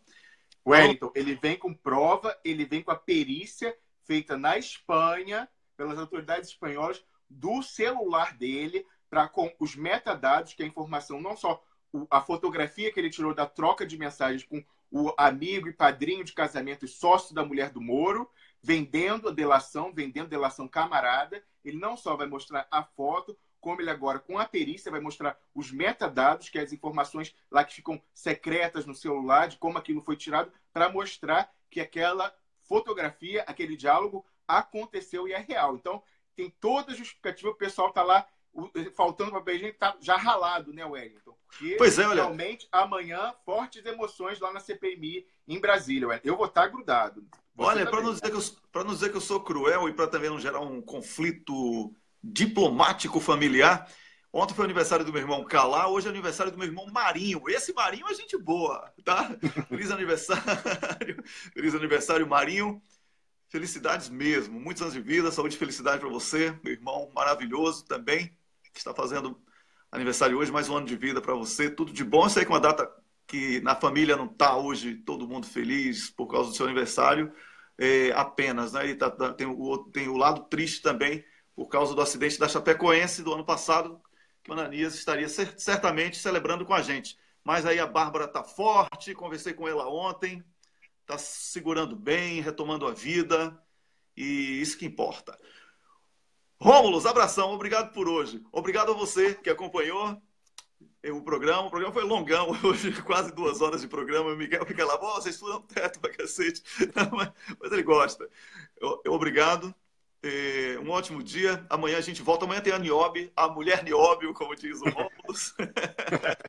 Niobe Cunha vem para cá para comentar política com a gente. E vamos ter certamente mais um convidado. Wellington, Niobe é aquela que eu falei, já daquela. A minha tia, a Niobe converte até coxinha, porque minha tia era contra a Dilma, foi em protesto e tal, mas ela falou, manda o programa para minha tia, porque é isso, a gente não pode negar não, esse pessoal foi enganado pela Globo e está abrindo os olhos, então a gente tem que agora insistir, em vez de ficar chutando o cachorro morto, não, vamos lá. E a minha tia falou, olha, gostei da nióbia. Eu falei, não, pô, então a gente tem que nióbia o máximo possível. Nióbia tem poder mágico até. É isso aí. Amanhã estaremos de volta às 6 da manhã. Obrigado a todos pela companhia. Obrigado a você por compartilhar, curtir as páginas, acionar as notificações. Tudo isso importante para que a gente mantenha essa audiência maravilhosa que foi a audiência do programa de hoje. Obrigado mesmo. Sou feliz por isso. Estamos aqui todos os dias nessa luta em defesa da democracia, em defesa de um Estado social digno, de um Brasil soberano. Por isso defendemos referendo revogatório para a reconstrução nacional. Tchau, até amanhã.